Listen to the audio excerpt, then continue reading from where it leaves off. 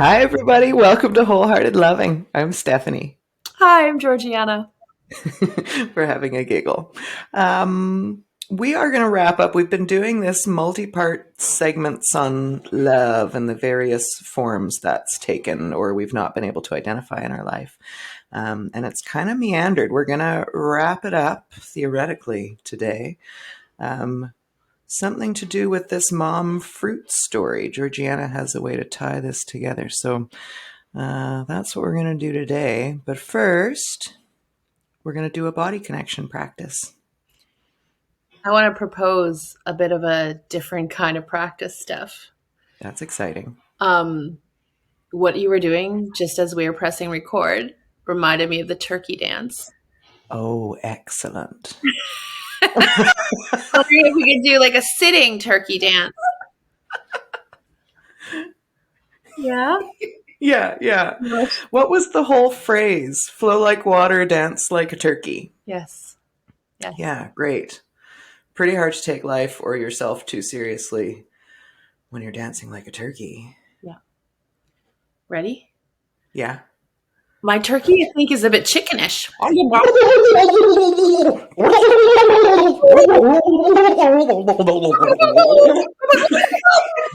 It's like a little howling turkey. Wings.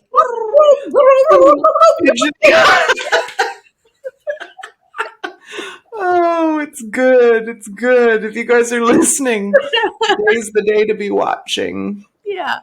Amazing. Thank you. Am I regulated now? Whew. I certainly feel alive now. That's a great way to clear the head. It's like doing yoga or breath work, but it's dancing like a turkey. And it's important. Silliness is important, especially like I'm such a good thinker and I'm Mm, so good at being serious, and embracing silly and looking like a fool is actually something I had to practice really hard at because I was so afraid to look dumb and stupid. mm, And it was something that was highly like not encouraged growing up, to be right? silly and playful. And I would be so concerned of like, what would someone think of me if I was like dancing like a turkey on a podcast? Like that would have been my old thought. Like, God, no, I would never do that. And Yeah. so it's just so freeing to be like, you know what? That's a part of me too. Yeah.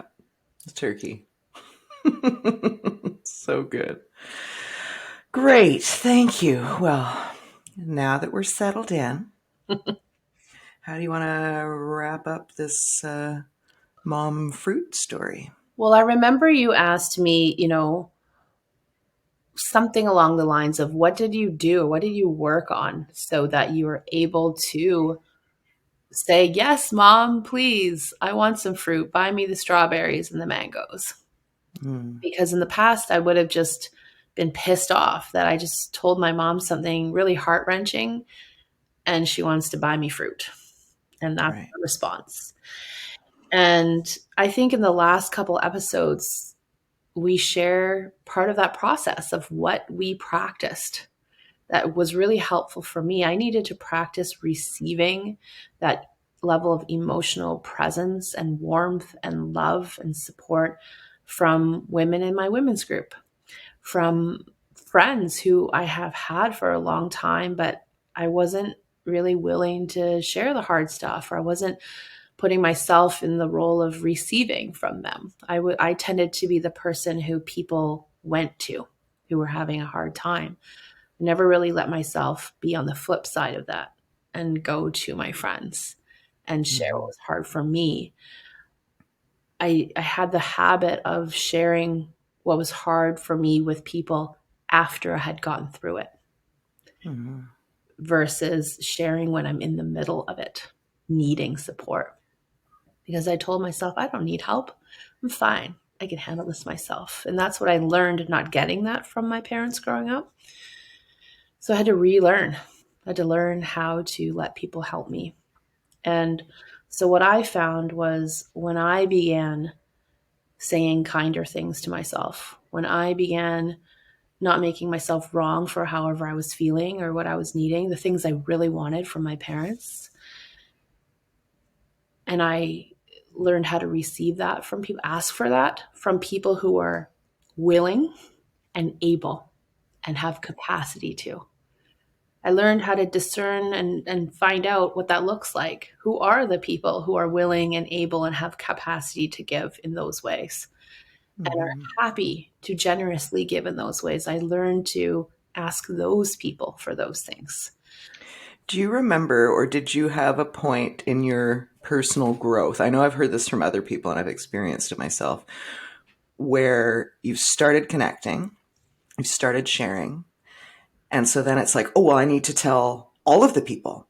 Like, it's not which one do I call, Oh, which person yes. feels good to call right now. It's like I need to call all of them because they are all my support network. Yes, I remember very distinctly. This is actually a really helpful thing for me in my life. Really distinctly knowing the flavors of my friendships and what Yes. each person likes to give and gives naturally and gives quite freely. And because I was became more aware of my needs, what my needs were when I was having a hard time. Do I need a laugh? Do I need someone to, whisk me off and we go on an adventure and I totally forget what's hard for a while? Do I need someone to point out my blind spots? Like depending on what I needed, I had now like a list of friends who fit the bill for that. And I would Mm, remember feeling like, okay, it's time to reach out because normally you just sit here and stew by yourself. And so even that was a big shift to be like, okay, I need to call someone. I need to tell someone I'm having a hard time and ask for help. And before I did that, I would check in and ask myself what I needed. And there'd be some times where it was very distinctly, I need to talk to Steph. And it'd be distinctly, I need to call Julie, or I need to call Shay, or I need to call so and so, because I felt there was this type of energy and presence that I needed, yes. right?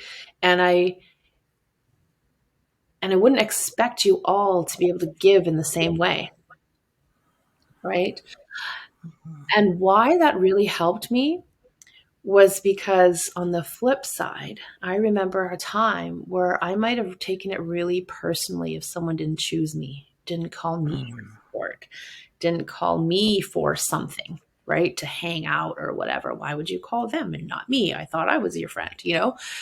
yes. And also, I would never say that to someone. I would just stew about these things about Of course. pretend Yeah. like everything's fine. Um, but what it made me realize is we all bring something different, something that's unique. And we all need different things at different times. And how amazing is it that I have just the right friend for when I need this, and just the right friend for when I need this. And I want to be able to choose who I Mm, connect with at different points in my life based on what I'm needing. And I want other people to experience that too. So if it means they're going to call a different person instead of me, good, yeah. great. And that was really, really life changing for me because I stopped taking those things personally after that. It's beautiful. Yeah, it's just energies, right? What energy do I want to be in? What energy is going to complement or support the energy that I need? This is making me think of the famous adage of women not knowing what they want to eat for dinner. And the answer is, I don't know, you pick. And then the choice is wrong. And no, I actually did want something. You can go with this work, you can go from not knowing what you want for dinner to knowing exactly what flavor and mouthfeel and atmosphere and sounds and energy you want around you.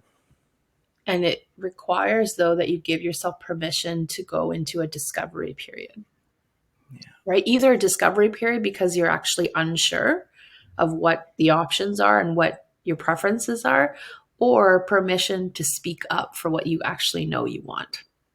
Yeah. And letting that be okay. Mm-hmm. So yeah, as I learned how to receive the things I wanted to get from my parents from other people, I no longer needed that in the same way from my parents. And so I could look at them and just love them for what they could offer, what was easy for them to give, and know that they love me and they do support me. Their ways of showing love are very different. And it doesn't mean that I should only need love in that way. I'm allowed to need love in all sorts of ways, but they might be not be the people to give it to me in the particular way that I want. And one analogy that's really stuck with me, I don't know why it came to me one day, but I had realized what I was doing with my mom specifically. And it created a lot of resentment on my part and probably a lot of hurt feelings and confusion on her part. Was I was going to the butcher for a cake or going to the bakery to buy a steak. Yeah, that's from Phil. That's what I was thinking. Okay, is that what it's from? Like, Yeah. I was trying to get from my mother something that she didn't have to offer, not in that particular way. And I would be like banging my head on the wall and so mad and frustrated. And then making it mean all sorts of awful stuff about me and her and our relationship and the future of our relationship. When I really just need to step back and see that this is not what she sells. Yeah. This is not what's in the display case. She's Yeah. got a whole lot of other stuff in her display case for me to choose from. Yeah, And this is a great analogy because we will walk into the butcher and ask for a cake. And instead of our loved ones saying, I don't sell cake, get out of here. They're like, why? I don't have any cake. Here's a steak. Here's some ground round. Here's a T-bone. What? How? And we're like, why are you still offering us not cake and getting upset about it? right? So I just had to learn to, if I need a steak, I need to go to the butcher. And for me, that was if I need emotional support in the I love you, come cry here with me, I'm here for you, I'll support you. That kind of stuff. It makes sense that you're feeling this way. I needed to go to a different shop. And for me, that was to my friends in our women's group. And then you were saying this earlier, then that bucket is full Yeah. and we don't need it in the same way from Yeah. other people who can't give it to us. It became so full that I'm like, if my mom could give me a little bit, maybe she had a side basket. I was like, I have a With side little cakes. basket of little cakes. I can give you a tiny bite of a cake, but I can't give you like a 3-tier cake. Right. But I'm like, that's great. I'll take the tiny taster bite, because I get my 3-tier cakes from these people. Yeah. And also that maybe now she also has cupcakes. Right? That's the other thing is what I noticed is my mom and my dad, their ability to bring that softness has grown over time. I think they're just less stressed out. Things change, people grow, people evolve. People have the willingness and capacity to look at their own part, over time. Sometimes in my parents' case, I do notice a shift. And it's nice to be able to see them through a new lens, see them for who they're being today. Yeah. Yeah. And it's also because we're expressing ourselves in this way. It's great. We've done all this work for ourselves and it's changed all of our relationships and it's changed the way we are with our parents. And in this format, we can express so much more of ourselves in ways that you just don't in conversation with people, usually, or with parents, maybe especially. And they're able to hear this and see this and learn us in new ways. And that changes the way they interact as well. Mhm. Sharing is such a big deal. Knowing how to share is such a big deal. Yeah, knowing how to share. It reminds me of I used to not share at all, Hmm. right? And keep everything locked down because I learned sharing just causes more pain, you know? Yeah. And then when I realized, well, that's not a helpful way to do life and relationships, then I went like the total opposite and the spectrum. pendulum swung the other way, and I would share everything and call it vulnerability and transparency. Until one day I realized, actually, that's just emotional verbal vomit. Now I'm Mm, starting to tell you everything that either you haven't earned the right to hear yet, or it's not relevant to the mm. situation, or it's my stuff to work through. But You got to share it all so that you can learn what's what. vulnerability, I'm going to tell you everything, right? And Yeah. tell you how I think you suck. That was especially one of the things that I leaned into that side really hard Mhm. because I was always the sweet girl, the nice girl who's only going to say nice things to you. And like, well, I learned that that's no way to live. So it must mean I need to be the angry bitch and tell you all the things that you do wrong. And then there comes a time when I realize, well, that really isn't creating fulfilling relationships and experiences either. And then you sort of drop that pendulum sort of swings back in the middle and you find what that new flow is going to be, right? Yeah. I think we've got backlogs too, right? We've got backlogs of unexpressed energy, unexpressed words. When that pendulum swings away from the personality you've carefully crafted to be accepted and that we find doesn't fulfill us at all, when we swing the other direction, it's clunky, it's opposite, it's different, it's big, it's uncalibrated. Which way did That's you all part of it. like what was your sort of protective way, personality way of being? And then did you notice a swinging all the way to one side and then a recalibration? What was it like for you? Definitely, and all in the vein of controlling, right? So yeah, I went from not sharing anything to sharing everything. I certainly, like, a lot of what you're saying is reminding me of dating apps and telling men how things are. You know, I had quite the attitude there, and quite a set of hateful assumptions about men that caused the truths I was sharing to be harsh and not so truthy, really. But I think for me, I went more from being very defended to being very soft and open. Mm-hmm. So that required some calibration and discernment. So I just cried a lot. I cried a lot. And yeah, sorting that through, When did you becoming. notice that you had gone to this other extreme that also wasn't really helpful? I think the beginnings of it were that I was way too open. It's funny because I was very closed down and like locked down, but also way too open and boundaryless. Like those really go together, right? I've got to shut down and lock it down because I'm way too open in other areas.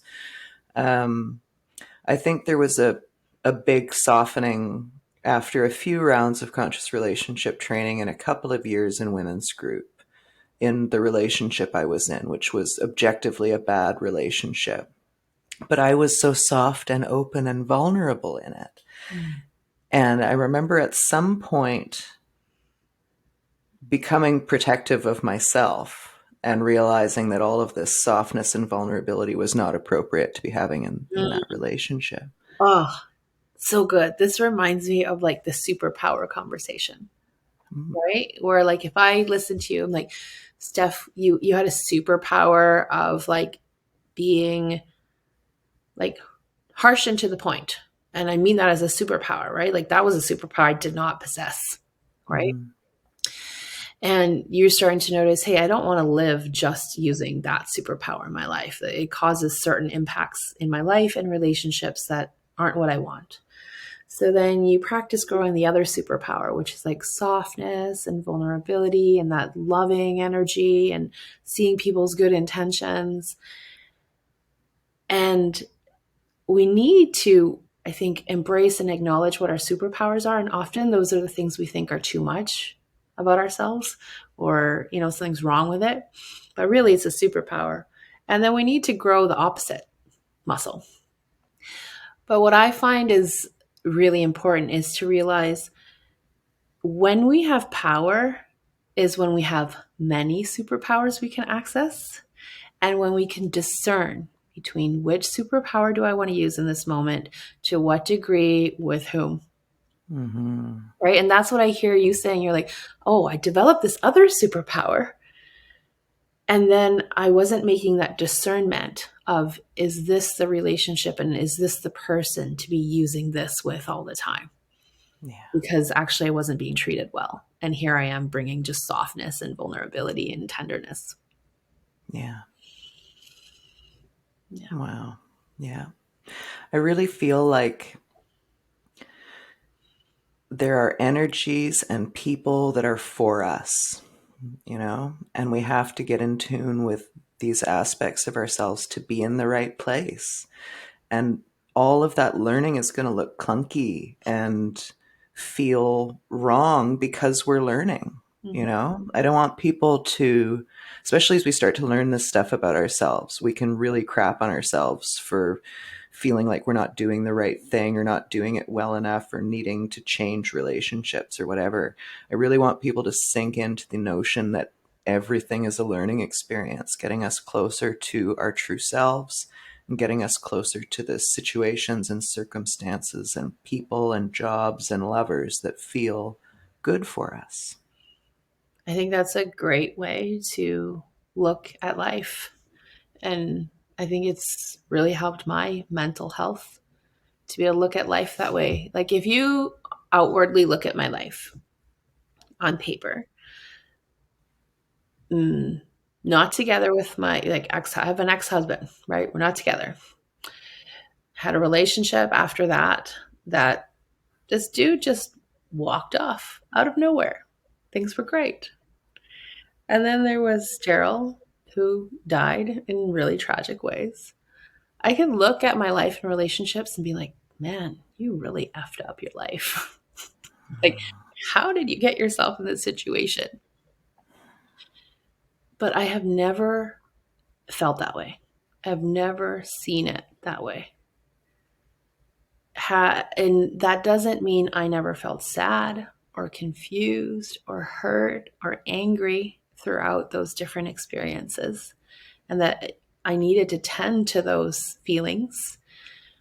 But I was able to see what purpose they served in my life and how each relationship taught me more about myself and what I need and what I don't need and what feels good and what doesn't.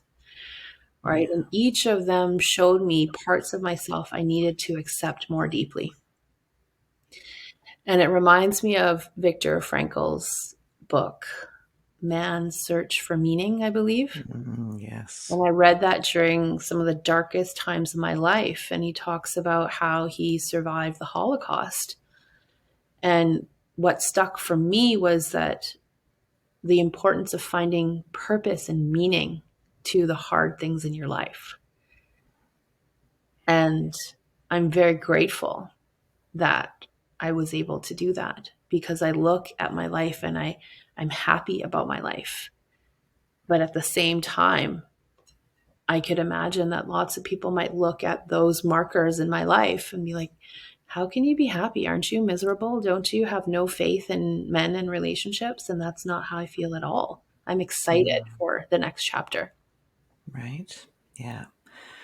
Meaning making is really important for me. This is like my everyday life is just a meaning making machine. Mm-hmm. And the way we tell our stories is so important when it comes to making meaning of our lives and our experiences. I remember, I think it was actually Helen who said in women's group one day that she was accepting the story of her life. She was learning to accept that this was her story. Mm-hmm. And that was so eye-opening for me because I think I hadn't really looked. I'd looked into the past as a sort of a therapeutic tool for maybe why do I today feel this way or that way, but really acknowledging what I thought my story was at that point Mm-hmm. highlighted so much about how I thought I needed to be, all the parts of myself I was hiding from. Really looking at that and accepting it and reframing it in this way changes everything. Mm-hmm. It's really powerful, right? How we choose to see the story of our life, because it can either leave us in victim mode or it can leave us feeling more empowered about our lives.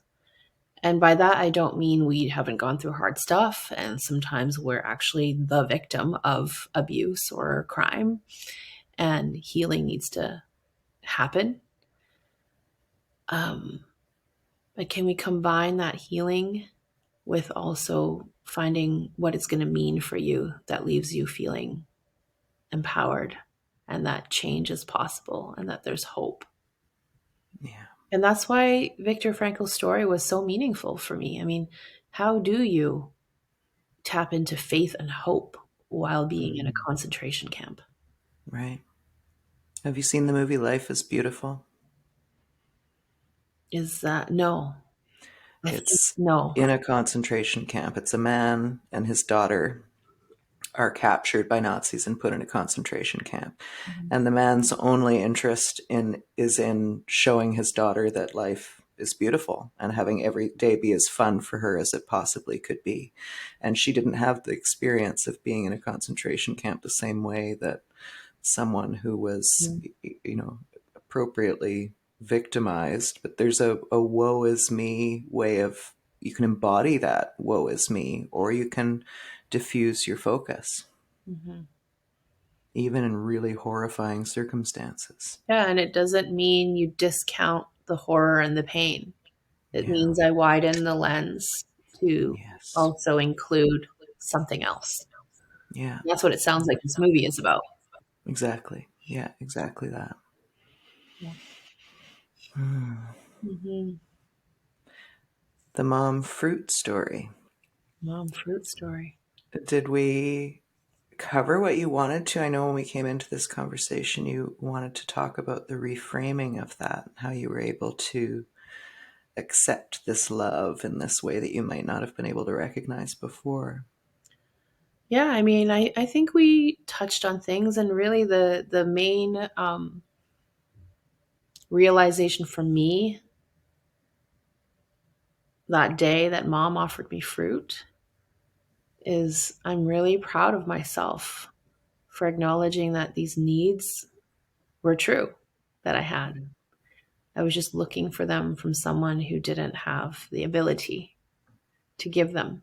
Not because she didn't love me, just didn't have the ability at that time. And so I shifted from believing that she didn't love me, I wasn't worth it, she's never going to get me, to being able to see my mom through a lens of this woman loves me deeply. She would do anything that she knew how to do Yeah. to show me that. And it's okay that she doesn't know how to do it in all of the ways or in the ways that were really important for me. Yeah. So it's nice to be able to receive the love that is present, see it Hmm. and receive it.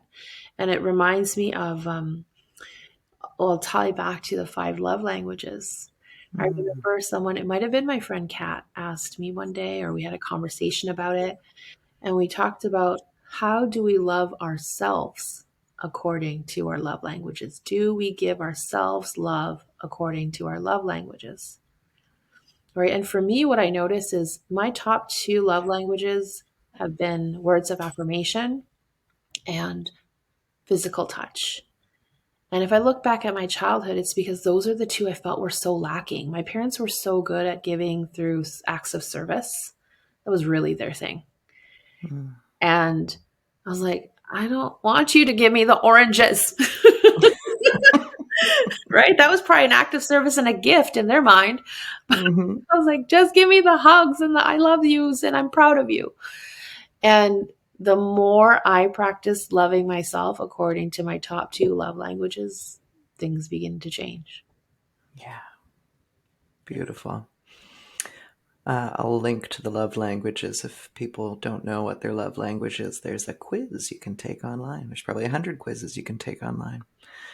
Um, yeah, all helpful tools for learning ourselves and giving ourselves what we need.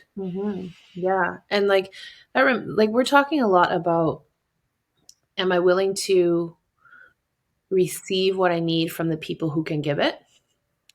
But also, I think it's important to touch on, if I don't have capacity to give what someone's asking for, am I willing to say that? I Mm-hmm. see that you're asking for this. I don't have it in me to give right now. What I do have to offer is this, Yeah. right? And then it becomes their choice whether they want that or not. Or I see what you're asking for. I hear what you're asking for. I don't have capacity to give it right now, but how about on the weekend? Mm-hmm. Right? Those, that Yeah. way of just clarifying what's true for you Yeah. takes away so much confusion and resentment. So much. Yeah. You said something last episode about trusting my no. Mm-hmm. You were able to ask me because you trusted my no. And that was not an easy thing. Like that again is work. All of this stuff is work. I was an overgiver and a caretaker, and I would say yes, yes, yes to everything. Um, so coming to trust your no, exercising your no, Mm-hmm. is very important, very life changing, and also helps people trust you. I think I thought that telling people no would displease them, I would lose favor in some way, Mm-hmm. but actually, people come to trust me more. And I trust myself more, right? And I can love more as a result. Yeah, and it's easy to be your friend, and it's easy to have you as a friend because I know, like, Mm, you don't say yes to things that you don't want to be doing. And thank so God. anytime we're doing something together, that doesn't even have to cross my mind. Like, there's no doubt in my mind. Like, she wants to be here. I know she does. And the second that that changes, I know that she will let me know. Yeah, Or, and I never have to guess, like, do they actually want to be here? You know, are they actually right. enjoying themselves? And do I now have to pretzel myself into like being a way I think she wants me to be? So maybe she'll stay and she does actually want to be here. Like, oh my gosh, that's so much work. Yeah, right. We don't want to give people more work just being with us. And really, when we're letting our anxieties run us, that's what's happening.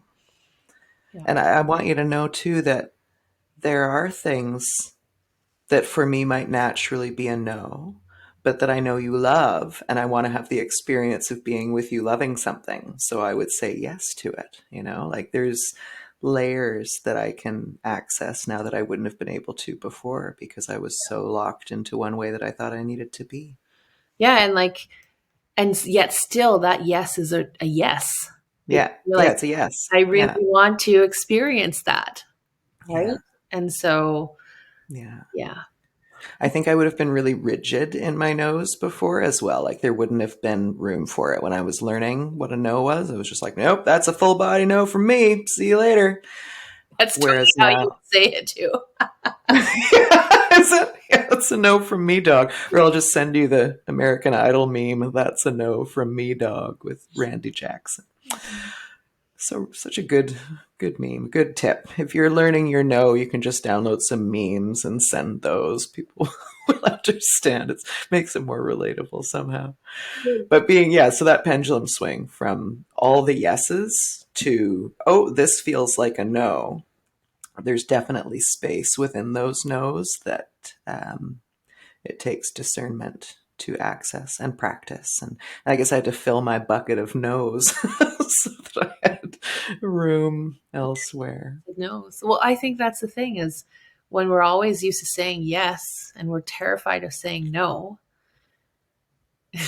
there's a whole lot of no's living in us that never got to come out, right? Are we talking about the terrible twos? Is that what it is? But as an adult, like a born again self awareness thing. That's why I'm actually so excited.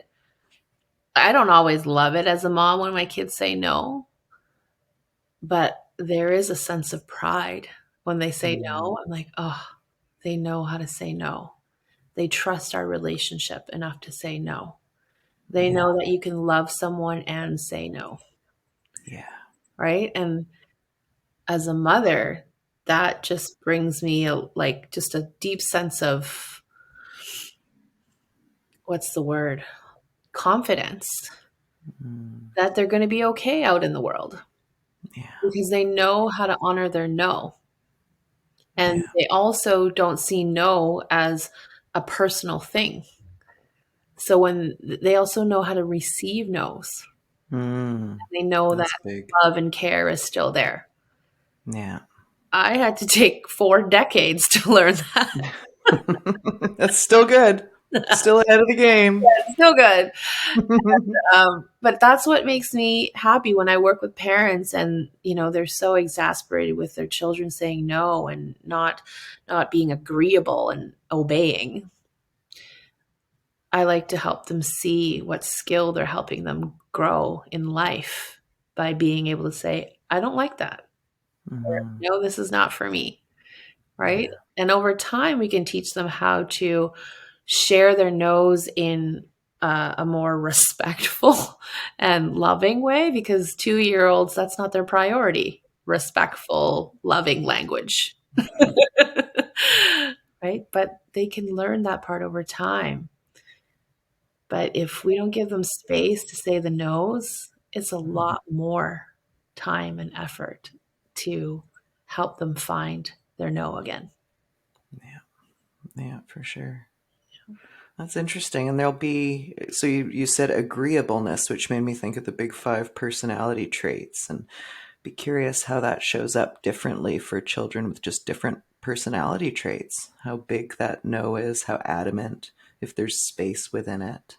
It's so neat because even if I look at my kids, like I feel like with my younger one, I need to help him find his no more often. He's more easygoing and agreeable, and that's a great trait unless it's like going against what you believe to be true and what you need in that moment, right? My older one, he's very good at no. Mhm. So I'm helping him lean into yeses a little bit more, right? Or like you said, a little bit more flexibility in that no. How about like Yeah. no right now and maybe later, right? Or Mhm. no, not like this, but how about this, right? Yeah. And I think, yeah, there's temperament that's involved as well, right? Of a person. And we're going to have different things that come more easily and different things that we need to practice a little bit more. Hmm. And I think those are all like human ingredients that form this beautiful pie of society. And I want us to honor those personality traits or our ways of, I'm sure people something think of them as limitations. I'm thinking about Kai versus Luca asking for a raise when they're adults or putting their foot down about something. You know, they're going to have different ways of doing it. And I really want to emphasize that none of the ways are bad or wrong. They're all just our ways. And I really believe that all of those ways are needed. Yeah, they're needed, and like Kai is gonna bring to the world like some sort of fire. Like I know like he's a truth teller, and that's such a great trait. And also we're practicing with him. Like, well, let's also take into consideration these other elements, right? Is there a way that you can tell the truth in a way that might not be um, so offensive or hurtful, because it's also important to take into account someone else's feelings, Yeah. right? See, and I can imagine you telling him that and his response being like, oh, okay, yeah, that makes sense. Great, I'll do that. Whereas my response might be more like, oh, I did the thing wrong. I could have done it better. I should have done it better. Mhm. And then like receding into myself and disappearing and shutting Well, down. I would have been the same. I would have felt any type of feedback or suggestion was a personal criticism and attack. Yeah. And I've messed it up, right? And I remember, talking to Kai, and this is a kid who just values truth so much. Like, I wrote a blog post on this because in his mind, truth telling is a love language. Yes. And he is less attuned to people's facial expressions and sort of maybe context. And he's just a truth teller. If he feels like he's a better hockey player than you, this is when he was young, he'd be like, I'm better than you. And it wouldn't mean like it just would have no personal valuing element. It was just, I'm better. Yeah. And, I remember recently talking to him at hockey tryouts. I was like, that might factually be true, but it's also important to notice whether it's necessary to say those things and whether it's kind and whether it's helpful. Right. And he said the funniest thing back to me. He's like, yeah, mom, I know that. I'm not 5 anymore. And Amazing. that's what's really beautiful is he's hung on to the part of who he is, who's just a natural truth teller.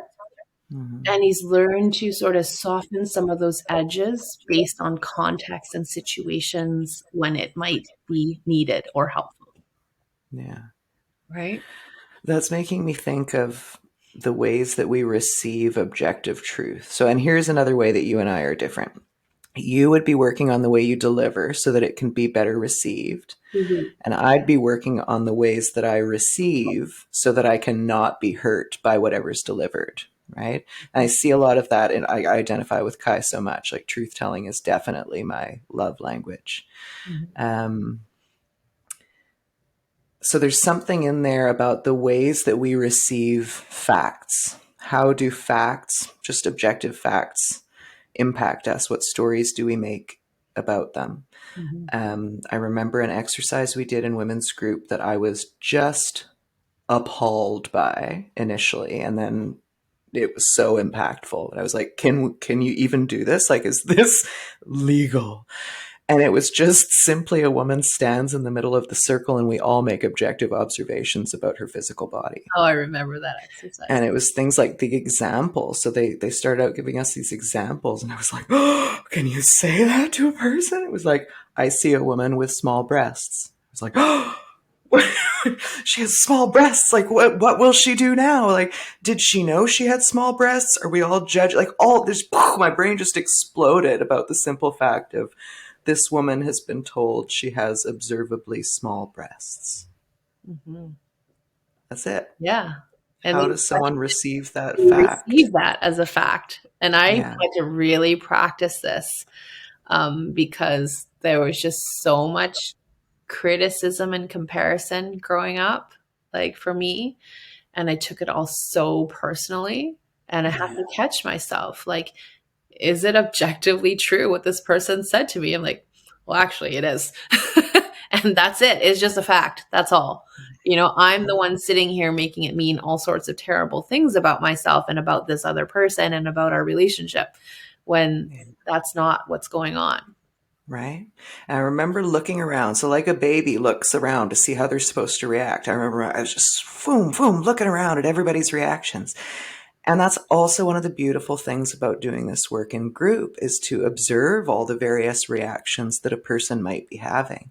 And I could see all the other people who were making up stories, and their eyes were flitting around. We're all looking at each other like, oh, did she just say that? Like, are you allowed to say that? And then there were people who just received it. There was no, they were just like, oh, yes, there's a fact. It's the same thing as saying I'm taller than you. Like, what's the problem? Mhm. It opened up so many levels of possibility. Mhm. It reminds me of, I think, what one of Kai's friends has naturally learned to do is he just knows Kai's a truth teller. And it's not about hurting my feelings, right? It's just he's going to tell me the truth and I'm not going to take it personally. Yeah. And it's really lovely to see like 12-year-old boys having that kind of awareness and permission giving to their friends to just be who they are, Hmm. right?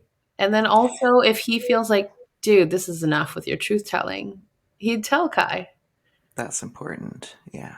right? Yeah. I think we can get really confused about truth and love and sharing. And I know I've been in relationships, especially when I wasn't so connected to telling my truth. I've sought out people who are very direct and to the point. And that can be in mean ways sometimes. And discovering the discernment um, between someone who's just delivering their truth and like there can be meanness and put like what's underneath it for people is really important to discover, to take the time to discover. For sure. Yeah. We had intended to do a slightly shorter episode. Didn't happen. We like to talk. Truth is, that didn't happen. How's your body? Let's everybody take a second to check in with your body. Feel your bum on the chair. Feel your feet on the ground. Give your body whatever movement it's asking for right now. And wonder if there's anything else you want to say before we wrap up with the practice.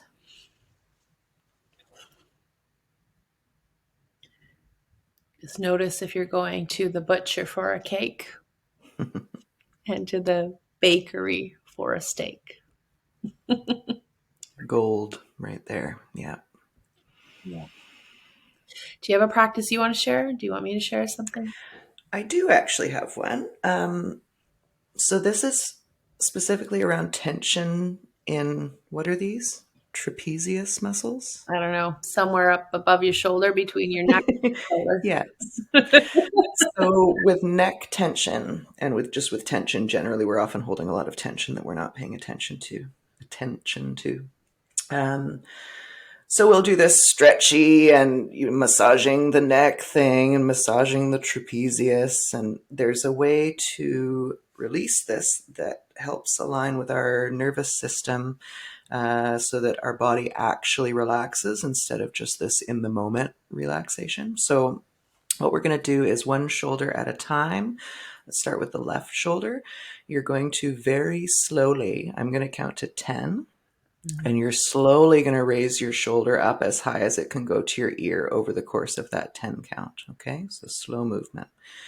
1, 2, 3, 4, 5, 6, 7, 8, 9, 10. Now clench your shoulder up there against your ear for a 10 count.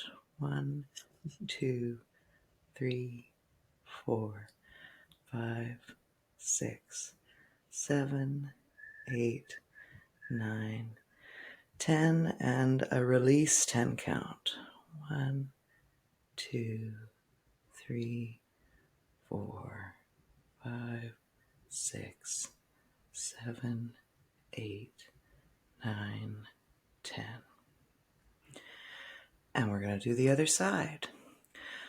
Right shoulder up for a 10 count up to the ear. 1, 2, 3, 4, 5, 6, 7, 8, 9, 10. Clench against the ear. 1, 2, 3, 4, 5, 6, 7, 8, 9, 10. And a slow release. 1, 2, 3, 4, 5, 6, 7, 8, 9, 10.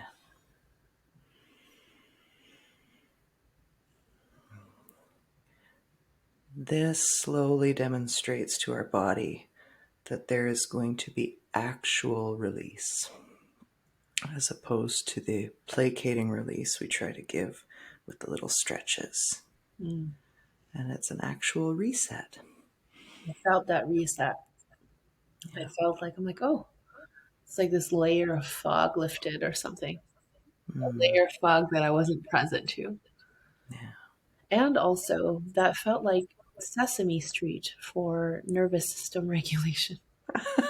1, 2, ah, ah, ah. I like the song 1, 2, 3, 4, 5, 6, 7, 8, 9, 10, 11. 11, 12. Yes, I love that. Oh, it was very calming to hear you count.